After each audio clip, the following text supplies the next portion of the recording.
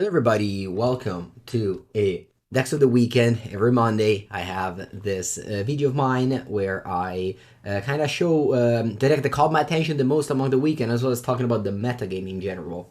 The formats I'm covering today are Modern, Pioneer, and Legacy. Starting off, we have this very weird green-white deck that top-aided the Sunday Challenge.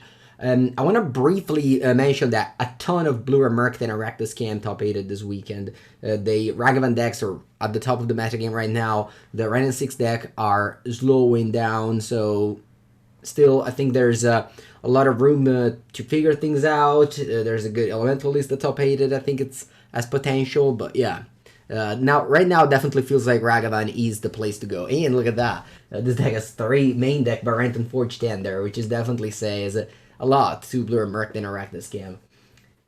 This deck is an old combo deck. You put together Devoted Druid and Vizier of Remedies, and you make infinite mana, infinite green mana. Once you do that, you have a bunch of ways to use them.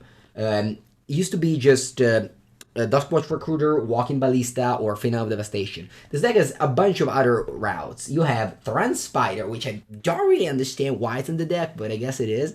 It's a 3 mana 2/4 reach that makes you and target opponent create a Power Stone. And then for 7 mana, which might seem like a lot, but when you have infinite mana, it's free. You look at the top 4 cards and you reveal an artifact from among them, you put it in your hand. So you just get Walking Ballista and kill your opponent with. You also have the B plan of Stoneforge Mystic, Battle School, Caldra, but Stoneforge Mystic also tutors up Luxir Jada's Gift, which is a way you're going to keep your Devoted Druid and you make infinite mana because you remove a counter, but the Jada pumps it, so it's another combo. As well as Viridian Longbow, which is another way to kill your opponent with infinite mana. I believe. Keep creatures as tap. I mean, it must be, right? It keeps creatures as tap deal 1 damage to any target. Yeah, for sure, right? Because you untap this. You make infinite mana. I guess you don't even need it. Yeah, you don't even need infinite mana. I mean, it's free. So once you have Vizier and Devoted Druid, this thing's kill your opponent because you can untap the Devoted Druid and ping your opponent. So yeah, you have a bunch of ways to win. The classic question, how do you win? The problem is that, you have to get there. You have to get to the win. You also have Lair the Hydra 4 copies in case you have the combo, but you don't actually win the game. If you have Lair untapped, you can kill it with it, since it's an infinite. You have Giver of Roots and Barenton to protect you from the burn spells or from the removal spells, and you have Extraction Specialist and the Postmortem Lounge to flash it back. Actually, Postmortem Lounge is pretty good here since you can return Devoted Druid and gives it haste. But yeah, a lot of things this deck can win with. In practice, it's going to be a hard time to win against the many removal spell decks around, but this deck got the job done, so if you enjoyed this archetype back in the days, it's still valuable as, this list is pretty cool and pretty innovative for sure. Let's talk about a little bit Pioneer. So Pioneer saw another batch of regional championship in Australia. My good friend of mine, Anthony Lee, won with Rakdos mid-range. We're gonna record the podcast tomorrow. He's returning from Sydney, where he played a regional championship and he won. So that's great news from the Carnies. I can't wait to record the podcast tomorrow with him and Javier. Definitely check it out. I also made a video with this deck. I went 4-1, pretty strong deck. It's gonna come up in the next few days. But anyway, strong deck. Rakdos mid-range deck I brought to the regional championship. A few changes happened, mostly just Misery Shadow, as well as a couple of vehicle in the main to help against the controller matchup, the mirror match like Bankbuster, and against greater decks like Phoenix in Licensors. Another huge innovation is Pithing Needle in the sideboard. Pithing Needle is excellent against Mono Green and Lotus Field, 2 decks that have not that bad of a matchup against you. Mono Green definitely used to beat Rakdos, but I think among Misery Shadow, now Pithing Needle, things get better, and I beat Green pretty consistently. Overall, there's a lot of Praetors for the Rakdos deck, like the Enigmatic Incarnation that I played last week, or the Fires, Vehicles, so the fact that Rakdos was so dominant this weekend, 3 out of the top 4 in Sydney and 6 out of the top 8 in Japan at the regional championship in Japan definitely tells you a lot about how strong was this deck for the weekend.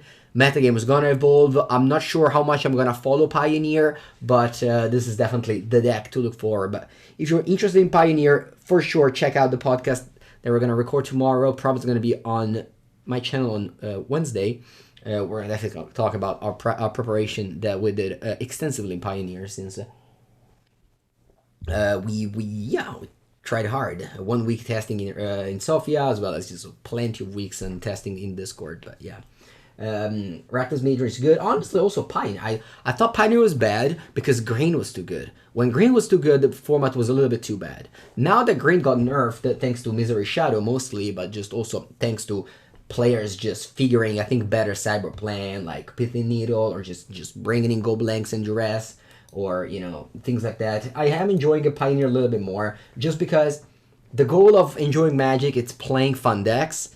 When too many non-fun decks are good, the format is not good. So, for example, I love Modern. I think Modern is the best format because all the best decks are highly interactive. So, you know, that makes it good. Whenever the best deck is not interactive, then the metagame shapes around it and makes the format bad. But Green got nerfed in the sense that the metagame adopted it pretty well, and with both Rakdos and Phoenix, I think I have a over 50% matchup against Green. That makes Green less successful, you know, almost 0 copies in the top 8 among the European. There's probably 1 in America and 0 in... maybe 1 in Australia, but yeah, I mean, just 1 deck of the metagame, not definitely the most dominant as it used to be when I started playing Pioneer. So yeah, that was definitely a good discover, and yeah, if your local game store has Pioneer, definitely check the format again, even if you disliked it with Mono Green, because I think it's slightly better now, thanks to Misery Shadow mostly. Alright, finally, let's talk about Legacy, because this is also a format where Mono White Initiative took it by storm. I've been talking about it a lot on my channel. There's a video last week. There's going to be another video this week. The deck performed super well.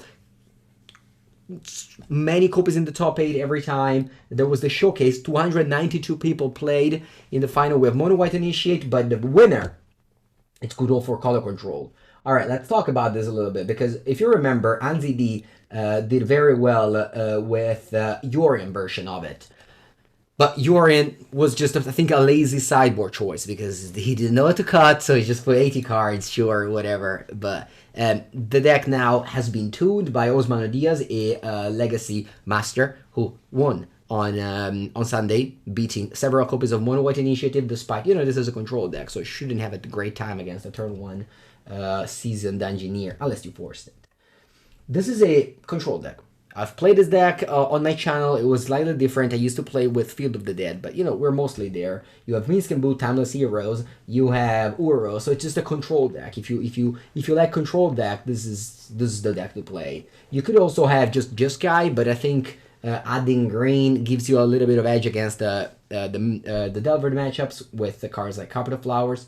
You have cards like Torpor Orb against the initiative decks, but obviously you can just still lose to the Seasoned Engineer if you don't kill it on the spot. You have a Prismatic Ending and Plow, so yeah, this deck is basically just all the best cards, but only 60 cards, not 80, which I appreciate, as in this format you do need a Force of Will in your opening hand, especially against a deck like Initiative, or you need to draw Meltdown every time against 8 cast and so on and so forth. This weekend there is the European Legacy Masters. That is really, if you like Legacy, this is the format to follow. Sorry, the event to follow. On Saturday, there's going to be a coverage from Four Seasons. On Sunday, there's going to be the main event. It's going to be over 500 people, I feel it. Unfortunately, I won't be able to attend on Sunday, the main event, but I will be on Saturday in Bologna to play the European Legacy Masters for sure. So yeah, check out my socials, check out the Four Seasons Twitch. I will make sure to, you know, keep you updated. I also want to tell you that next week I won't be around, so no decks of the weekend next week, because I will be in New York City, in Manhattan, with my girlfriend to do a little bit of a non-Magic holiday, which happens rarely, but it happens. It's good, and I'm happy about it. I will keep you always one video a day on my YouTube channel, working on it, and I think it's gonna happen again. So yeah, I also always have like a timer at 6 p.m. every day for European time zone. So if you find there's always that time the video goes out. But yeah, if you haven't already, subscribe, comment, like, you know, turn on the notifications and all the things to help the channel grow. I'm playing Magic every day, competitive Magic every day, and the YouTube channel will be a window for that. Thank you for watching and have a great week, everybody.